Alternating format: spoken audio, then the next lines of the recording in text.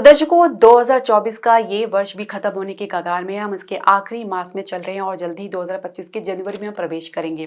तो नए साल के नए महीने में प्रवेश कर रहे हैं, तो हम ये ज़रूर जानना चाहेंगे आने वाला महीना हमारे लिए कैसा रहेगा। जो भी ग्रह गोचर की स्थिति बनेगी उसका क्या प्रभाव हमारे जीवन में देखने को मिलेगा, खासकर हमारे स्वास्थ्य में किस प्रकार के उतार चढ़ाव से गुजरना पड़ सकता है। इसके अलावा अगर आप अपनी शिक्षा करियर के लिए बारे में सोच रही हैं, उसकी संभावनाओं में तलाश कर रहे हैं, तो ग्रह गोचर की एनर्जी को समझना भी बहुत ज़रूरी है। इसके अलावा आपके कार्यक्षेत्र का माहौल कैसा रहेगा। उसके अलावा अगर हम समझे आपके व्यवसाय और बिजनेस के लिए कैसा रहेगा जनवरी का महीना। और इसके अलावा आपके प्रेम संबंध या लव रिलेशनशिप के लिए कैसा रहेगा, जो पहले से विवाहित दंपति है उनके लिए कैसा रहेगा, क्या संतान प्राप्ति का योग बनेगा। तो ये सारी चर्चा हम करने जा रहे हैं हमारे मासिक राशि फलादेश की श्रृंखला में, जिसमें हमने अब तक आपको 9 राशियों के बारे में अलग अलग वीडियो में बता चुके हैं। तो आज के इस वीडियो में चर्चा करेंगे हमारी 10वीं राशि मकर राशि के बारे में, यानी मकर राशि के जातकों के लिए 2025 जनवरी का महीना कैसे जाएगा। तो जो भी ग्रह गोचर की स्थिति बनेगी उसका क्या परिणाम आपको देखने को मिलेगा, पूरे विश्लेषण के साथ हम आपके सामने प्रस्तुत करेंगे। तो हरे कृष्ण दर्शकों, वैदिक एस्ट्रोकेद में आपका स्वागत है। मैं ज्योतिषाचार्य पूजा। तो मकर राशि के जातक अपनी जन्म राशि और लगन के अनुसार देख सकते हैं जो ग्रह गोचर की स्थिति बनने जा रही है वो इस प्रकार है। देखिए, लग्नेश आपके जो शनि है आपके द्वितीय भाव में गोचर कर रहे हैं और इनके साथ शुरुआत करने जा रहे हैं शुक्र, इनके साथ इनकी युति रहेगी। राहु आपके तृतीय भाव में गोचर कर रहे हैं, लंबे समय से गोचर कर रहे हैं मीन राशि में। इसके अलावा बृहस्पति वक्री अवस्था में पंचम भाव में गोचर कर रहे हैं वृषभ राशि में। मंगल आपके सप्तम भाव में गोचर कर रहे हैं, यहाँ पे मंगल की अवस्था नीच की है और दूसरी वक्री अवस्था में है। केतु आपके नवम भाव में गोचर कर रहे हैं। इसके अलावा बुध आपके जो है एकादश भाव में गोचर कर रहे हैं। सूर्य आपके द्वादश भाव में धनु राशि में गोचर कर रहे हैं। अब आप इसमें कुछ परिवर्तन देखेंगे, जैसे कि 1 जनवरी को मंगल जो है पीछे की गति की तरफ करेंगे और आपके छठे भाव में मिथुन राशि में प्रवेश कर जाएंगे। बुध 4 जनवरी को जो है आपके द्वादश भाव में प्रवेश कर जाएंगे। यहाँ पे इनकी युति रहेगी सूर्य के साथ धनु राशि में। सूर्य राशि परिवर्तन करेंगे 14 जनवरी को, ये मकर राशि यानी आपके लगन में प्रवेश कर जाएंगे मकर संक्रांति वाले दिन। और तब से जो सूर्य की जो दिशा है उत्तरायण की तरफ होगी, जो कि शुभ मानी जाती है। इसके अलावा बुध पुनः राशि परिवर्तन करेंगे, द्वादश भाव से निकल के आपके लगन में प्रवेश कर जाएंगे। यहाँ पे सूर्य के साथ इनकी युति रहेगी। और शुक्र जो है राशि परिवर्तन करेंगे 28 जनवरी को, ये मीन राशि में प्रवेश कर जाएंगे राहु के साथ तृतीय भाव में। यहाँ पे जो शुक्र की अवस्था रहेगी वो उच्च की रहेगी। अब इसका क्या परिणाम आपको देखने को मिलेगा ये हम आपको तो बताएंगे, लेकिन शुरुआत करने से पहले हम आपसे एक निवेदन करना चाहेंगे कि आप हमारे चैनल को सब्सक्राइब करें, बेल नोटिफिकेशन जरूर प्रेस करें। इसके अलावा आप हमारे चैनल को लाइक और शेयर जरूर करें। तो स्वास्थ्य की यदि हम बात करें तो सूर्य जो है द्वादश भाव में गोचर कर रहे हैं, तो कहीं ना कहीं आप अपने स्वास्थ्य संबंधी कुछ आत्मविश्वास में कमी देख सकते हैं, या आप कह सकते हैं कि कुछ कमजोरी देख सकते हैं, कुछ खान पान में कमी के चलते कुछ इम्यूनिटी में कुछ कमी देखी जा सकती है। बुध का इनके साथ युति होना द्वादश भाव में भी कहीं ना कहीं कुछ घबराहट से रिलेटेड समस्या, या कुछ स्किन रिलेटेड प्रॉब्लम, इन्फेक्शन की समस्या, रक्त विकार की समस्या, क्योंकि मंगल जो है वो आपके छठे भाव में चले जाएंगे, तो यहाँ पे इनकी दृष्टि पड़ेगी बुध पर। तो रक्त विकार की समस्या, जिसमें आपको शुगर की समस्या भी देखी जा सकती है, आंखों की कुछ छोटी मोटी समस्या देखी जा सकती है। शुक्र आपके द्वितीय भाव में गोचर कर रही है, तो थोड़ा सा ये उतार चढ़ाव आपको देखने को मिल सकता है। ये पहले से इसी से संबंधित समस्या अगर आपको चल रही है, आपके अगर आप झेल रहे हैं, तो थोड़ा सा आपको सावधान रहने की आवश्यकता है, क्योंकि कहीं ना कहीं इसमें उतार चढ़ाव आपको देखने को मिलेगा। इसके अलावा अगर हम देखें तो यहाँ पे जो बुध है वो विपरीत राजयोग का निर्माण भी कर रहे हैं, यानी छठे घर के स्वामियों के द्वादश भाव में गोचर कर रहे हैं सूर्य के साथ। उसके बाद आपके लगन में प्रवेश कर जाएंगे। तब देखिए, जब लगन में प्रवेश करेंगे तो ये जो होगा 24 जनवरी को होगा, तो थोड़ा सा आपको फिर सावधान रहने की आवश्यकता है। कुछ स्किन से रिलेटेड प्रॉब्लम, जैसे मैंने बताया, इन्फेक्शन की समस्या थोड़ी और ज्यादा बढ़ सकती है, तो थोड़ा अपना सावधानी आपको बरतनी है। कुछ इन्फेक्शन की समस्या भी देखी जा सकती है। मंगल के साथ मंगल के जो है यहाँ पे छठे भाव में रहेंगे। मंगल की दृष्टि आपके लगन पे भी पड़ेगी। अधिकतापन, क्रोध में अधिकता, जल्दबाजी, या कह सकते हैं कि वाणी अनियंत्रित हो सकती है, तो जिसकी वजह से भी थोड़ा सा आपके आसपास के लोग आपसे नाराज या रुष्ट हो सकते हैं। कुछ डिस्टेंस देखा जा सकता है। कुछ आपके भीतर ऊर्जा में कुछ परिवर्तन आपको देखने को मिलेगा, क्योंकि अभी तक मंगल की ऊर्जा थी वो कर्क राशि में नीच की चल रही थी। यहाँ पे मंगल जो है मिथुन राशि में आ जाएंगे, तो बातचीत जो भी होगी उसमें आप ही कहीं ना कहीं कुछ आप कुछ जल्दबाजी दिखा सकते हैं, या कहीं ना कहीं कुछ उसमें अधिकतापन या कुछ क्रोध या उग्रतापन भी देखा जा सकता है। तो थोड़ा आपको सावधान रहने की आवश्यकता है। सूर्य आपके लगन में ही रहेंगे, मंगल आपके यहाँ पे अप्रैल तक रहेंगे, और मंगल और जो सूर्य का मिल रहेगा कहीं ना कहीं आपके स्वभाव में बहुत ज्यादा क्रोध अधिकतापन ला सकता है, क्योंकि दोनों ही अग्नि तत्व के ग्रह हैं। तो थोड़ा आप अपने स्वभाव में नरमी लेकर आएं, और हो सके तो जो सिचुएशन को समझे, फिर उसके बाद कुछ प्रतिक्रिया दे तो ज्यादा बेहतर रहेगा। कुल मिला के अगर स्वास्थ्य की दृष्टि से हम देखें जनवरी का महीना, तो आपके लिए सम्मान ही रहने वाला है। जैसे जैसे बताया छोटी मोटी समस्या है, थोड़ा आपको सावधान रहना है। थोड़ा अगर आपको पहले से इससे संबंधित समस्या आपको देखने को मिल रही है तो आपको सावधानी बरतनी है, थोड़ा चोट इत्यादि का भय भी बना हुआ है। इसके अलावा अगर हम समझे शिक्षा करियर के लिए कैसा रहेगा जनवरी का महीना, तो देखिए जो है बृहस्पति आपके पंचम भाव में गोचर कर रहे हैं। पंचमेश आपके लग्नेश के साथ द्वितीय भाव में गोचर कर रहे हैं। कुछ खर्चा आप अधिक करवा सकते हैं अपने माँ बाप का, और माँ बाप का परिवार का सपोर्ट तो आपको देखने को मिलेगा, लेकिन फिर भी आप उदासीन भाव में रह सकते हैं। पढ़ाई पर ज़्यादा फोकस बनाने की बजाय उस इधर उधर की बातों में ज़्यादा आपका ध्यान जा सकता है, और ये भी संभावना बनी हुई है कि आप कुछ खर्चा अधिक करवा सकते हैं, कुछ डिमांड कर रख सकते हैं परिवार के समक्ष, तो ये भी थोड़ा देखा गया है। बृहस्पति का वक्री अवस्था में होना ये आपको दर्शाता है कि कहीं ना कहीं आपके प्रयास में कमी के चलते आपके परिणाम में भी कमी देखा जा सकता है। तो प्रयास आपको पूरा करना है, हो सकता है शुरुआत में असफलता आपको देखने को मिले, लेकिन जल्दी आपको सफलता भी देखने को मिलेगी, तो हताश निराश होने की आवश्यकता बिल्कुल भी नहीं है। इसके अलावा अगर हम समझे तो बृहस्पति की दृष्टि आपके एकादश भाव में पड़ रही है, तो कहीं ना कहीं आपको अपने परिणाम में संतुष्टि भी देखने को मिलेगी, पर क्योंकि गुरु का मार्गदर्शन यदि आपको मिल रहा है तो आप उस पर चलने का प्रयास करें, क्योंकि कहीं ना कहीं आप थोड़ा चलते हैं फिर उसके बाद डाइवर्ट हो जाते हैं, कहीं और चलने लगते हैं। एक प्रकार से एक तारतम्य, यानी एक प्रकार से कंसिस्टेंसी की कमी देखी जा सकती है, तो आपको लगातार प्रयास करना होगा, तभी आपको सफलता देखने को मिलेगी। कंपटीशन में अच्छी शुरुआत देखी जा सकती है और बाद में भी अच्छी सफलता देखी जा सकती है, लेकिन 24 बात करें जनवरी के बाद थोड़ा सा प्रयास आप में आपका ढीलापन देखा जा सकता है, फोकस की कमी देखी जा सकती है। आत्मविश्वास को बनाए रखें, ऊर्जा अपनी हमेशा पॉजिटिव रखें, और पॉजिटिव सोचेंगे और पॉजिटिव ऊर्जा में रहेंगे तो निश्चित तौर से परिणाम भी पॉजिटिव ही देखने को मिलेगा। कैंपस प्लेसमेंट की यदि हम बात करें तो कह सकते हैं कि पहले से बेहतर आपको देखने को मिलेगा। कुछ अवसर आपको जरूर मिल सकते हैं, लेकिन आप पुनः चिंतन करना चाहेंगे, पुनः प्रयास करना चाहेंगे। कुछ अवसर अगर आपको पहले से मिले हैं या अपनी करियर की शुरुआत करने जा रही है तो उसमें थोड़ा सा आप कह सकते हैं कि अपने काम में थोड़ा एक्टिवनेस लाना हो सकता है, एनर्जी थोड़ी सी डाउन रह सकती है। इसके अलावा कह सकते हैं कि थोड़ा सुस्ती भाव में रह सकते हैं। काम को सीखने में आपको मन दिखाना होगा और आपकी एक्टिवनेस, आपकी एनर्जी को शो करना होगा। आप अपने काम में जितनी ज़्यादा दिलचस्पी लेंगे, जितनी ज़्यादा इंटरेस्ट लेंगे, उतनी जल्दी ही आप अपने आप को अपने एटमॉस्फेयर में ढालते हुए पाएंगे। और दूसरी बात यह है कि जल्दी सीखने की वजह से भी जिम्मेदारियां आपके ऊपर बढ़ सकती है और अपने करियर में आप एक मजबूती देख सकते हैं। तो ये आपको विचार करना है कि किस प्रकार से आपने अपने कार्यक्षेत्र के माहौल को हैंडल करना है। तो कुल मिला के कह सकते हैं कि आपके लिए शुरुआत काफी बढ़िया रहने वाली है। अगर हम देखें तो जनवरी के लास्ट की हम बात करें तो शुक्र का जो है दशमेश का आपके तृतीय भाव में गोचर करना राहु के साथ, तो ये भी संभावना है कि स्थान से बाहर आपको कोई ऑफर मिल सकता है, वहां पे आप ज्वाइनिंग कर सकते हैं, या काफी यात्राएं आपको करनी पड़ सकती है। तो कुल मिला के आपकी क्रिएटिविटी में काफी अच्छा निखार देखा जा सकता है। आप अपने सहकर्मियों का उतना ही सलाह परामर्श ले जितनी की जरूरत है, जितनी आवश्यकता है। आंख मूंद पर किसी पर भी विश्वास करना आपके लिए थोड़ा सा हानिकारक साबित हो सकता है।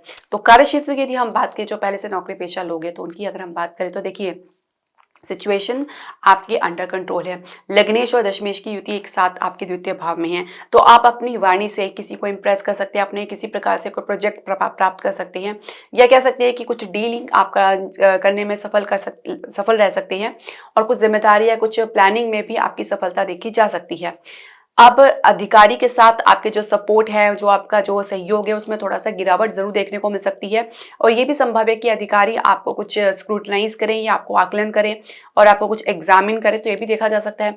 अब सूर्य का मध्य जनवरी के बाद लगन में प्रवेश करना, हालांकि सूर्य के लिए ये शत्रु राशि है, पर यहाँ पे सूर्य बैठकर निश्चित तौर से आपको आत्म विश्वास देंगे, साथ ही आप एक कॉन्फिडेंट में वृद्धि करेंगे।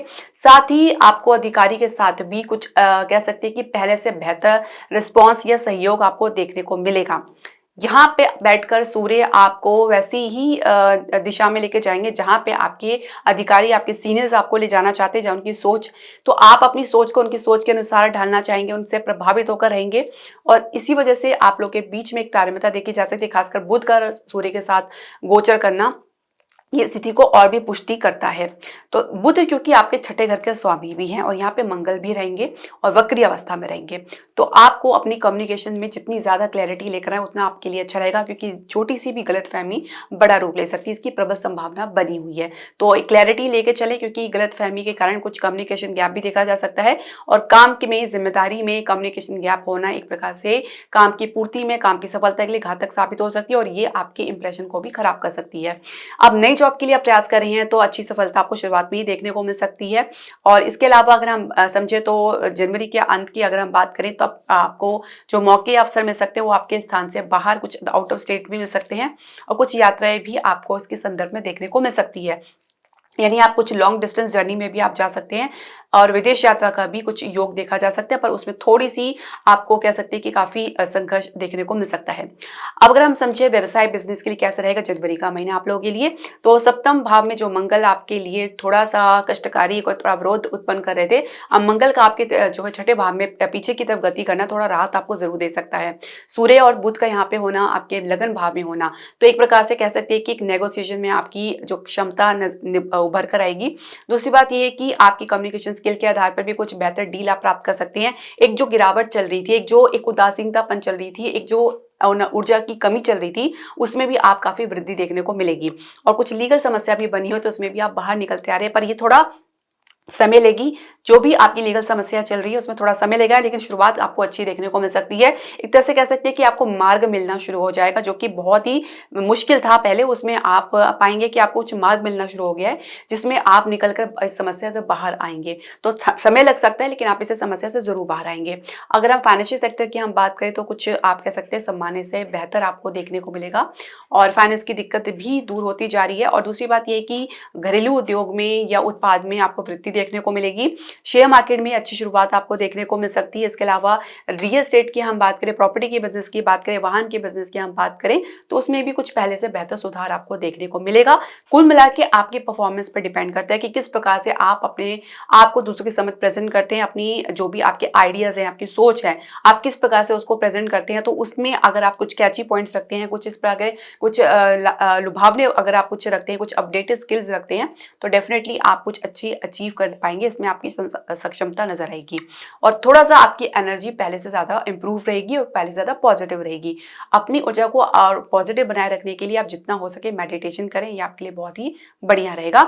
अब हम बात करें आपके प्रेम संबंध यानी लव रिलेशनशिप के लिए कैसा रहेगा जनवरी का महीना। पंचम भाव में बृहस्पति गोचर कर रहे हैं, पंचमेश आपके लग्नेश के साथ द्वितीय भाव में गोचर कर रहे हैं। आपने मन बना लिया है कि आपको अपने पार्टनर के साथ ही अपना जीवन आगे बिताना है, तो विवाह की चर्चा परिवार के साथ करने में आपको कोई हिचकिचाहट महसूस नहीं होगी। पार्टनर का भी सपोर्ट आपको देखने को मिलेगा, पर बृहस्पति का वक्री अवस्था में होना पंचम भाव में, तो पार्टनर कई बार अपने निर्णय से पीछे भी हट सकते हैं और कई बार आपको सपोर्ट भी कर सकते हैं। तो ये कंफ्यूजन की स्थिति आपको देखने को मिल सकती है। अब केतु क्योंकि लवम भाव में गोचर करें, इनकी दृष्टि आपके लगन भाव में भी पड़ रही है, पंचम भाव में भी पड़ रही है। तो केतु कहीं ना कहीं विरक्ति आपके पार्टनर के भीतर ला रहे हैं या आपके भीतर लेकर आ रहे हैं। तो कहीं ना कहीं आप संबंधों को आगे लेके जा रहे हैं, बात कर रहे हैं, परिवार के साथ अपनी बात को रखने का आप प्रयास कर रहे हैं, पर कहीं ना कहीं भीतर से उस चीज को लेकर कॉन्फिडेंट महसूस नहीं कर रहे। कुछ पॉइंट्स आपके परिवार की तरफ से ऐसे उठाए जा सकते हैं जिसको लेकर आप भी सोच विचार में आप आ सकते हैं कि ये मैं जो कर रहा हूँ वो सही है या नहीं है, क्या आपके लिए लाइफ लॉन्ग के लिए मैटर सही रहेगा या नहीं रहेगा। तो ये थोड़ा सा आपके सोचना समझना हो सकता है। अब विवाह की चर्चा अगर जनरली ही चल रही है तो अब आपको थोड़ी सफलता जरूर देखने को मिलेगी। थोड़ा इसलिए मैंने कहा है क्योंकि यहाँ से मंगल तो हट जाएंगे, आपके सप्तम भाव से वक्री अवस्था में रहेंगे।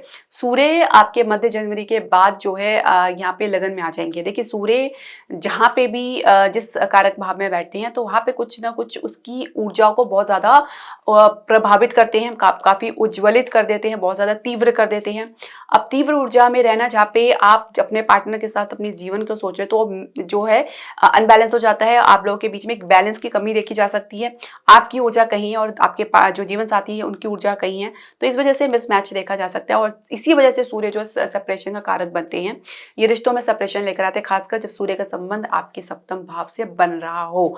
तो यहाँ पे बैठ के जो सूर्य है आपके रिलेशनशिप में एक डिस्टेंस क्रिएट करते हैं। डिस्टेंस का जो मुख्य मुद्दा आधार होता है वो आपका अहम या ईगो होता है, जहां पे एक कॉपरेशन की कमी देखी जा सकती है और कॉपरेशन की कमी के आधार पर सहयोगिता नहीं बन पाती, जिसकी वजह से रिश्ते टूट जाते हैं।